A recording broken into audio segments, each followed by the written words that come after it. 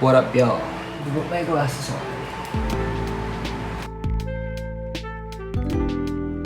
Yeah! Hey, what's up, you guys? It's me, Janscena. Now you see me, now you don't. And parang... sorry po sa boses ko. Kakagising ko lang. And... finally, dumating na ang aking panibagong order sa Lazada. Wala nang check ng footage. Rekta na tayo. So, base naman sa title, mag-unbox ako ng power bank and ng isang wire or cord dahil medyo sira na yung charger ko, no? Kaya, I decided to buy a power bank na galing sa ANKER. ANKER. A-N-K-E-R. Kung alam niyo yung brand na yun, siguro familiar na kayo. Pero, I ordered it mga,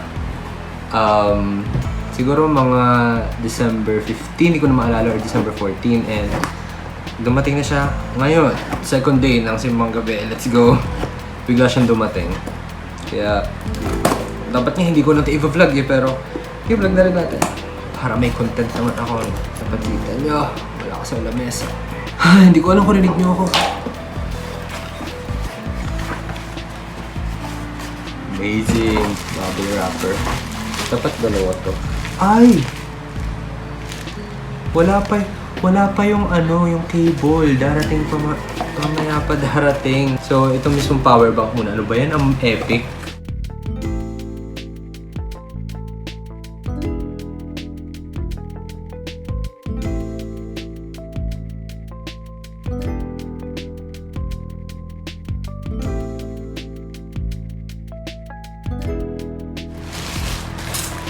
Wow! Nice packaging, ANKER. So, ito lang pala yung laman ng box. Akala ko nakasama na din yung yung pinaka... Umorder din kasi ako ng lightning cable to come along with this one. Pero hindi brand na ANKER kasi medyo mahal. Kaya, yung mumurahin lang. Let's open this up. Ano ba to? Eyo? Ano ba? Ang bano? Dine. Ay, hindi. Ano ba? Paano ba? Ay, nako, Hans. May pull tab po. May pull tab. Halatang di nag-unbox ng mga Ayan. Amazing. Nasira ako tuloy. So, ito yung laman ng box. So, ito yung mismong power bank. Ang in-order ko bale na power bank is, ano ba pangalan nito? POWERCORE Fusion 5000. This is a power bank at the same time AC. Mamaya, explain ko pa. Muna yung laman ng accessories, paperworks. Yeah. Welcome guide. Ilang naman ng box. So, tabi na natin. Binitawan yung accessories. Okay, nanood na ako ng mga unboxing nito. Nagkakamali sila, nasisira nila to kasi ganito. Pero, it opens up like this. And wow! Paano di mo nakita? So, may kasama siyang pouch. Pwedeng ilagay. Ayan. This will be amazing! Amazing. So, that's the pouch. Ako kasama dito. Tapos, may micro USB ba ito? Okay. Meron siyang micro USB para i-charge. Pero, let's move on dun sa power brick. Kasi, may gusto lang akong explain dun. Ingay! Yung power bank. Tignan natin. Sarain lang, alam niyo. Wow! Amazing! You see? Wow.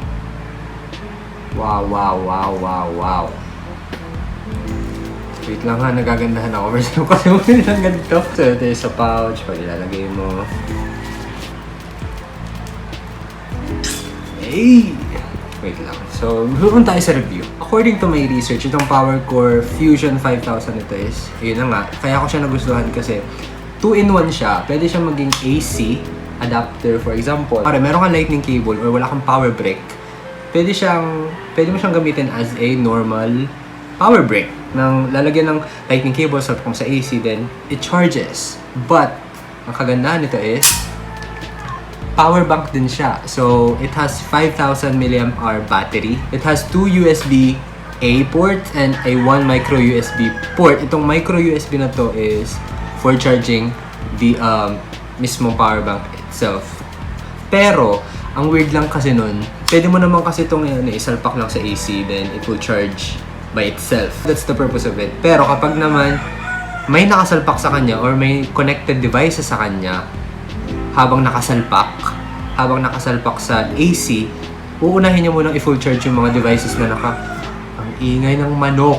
Unahin niya munang i-charge yung mga nakakonekta sa kanyang devices bago niya i-charge yung battery niya sa loob. Pag nakakonekta sa AC, pag naman hindi nakakonekta sa AC, you can use it as a normal power bank. Para sa mga techie dyan, yung mga USB-A ports niya, it outputs 10 watts. According dito, 10 watts. Isang USB-A ata. Pero 10 watts siya kapag nakasalpak sa AC. Yung AC.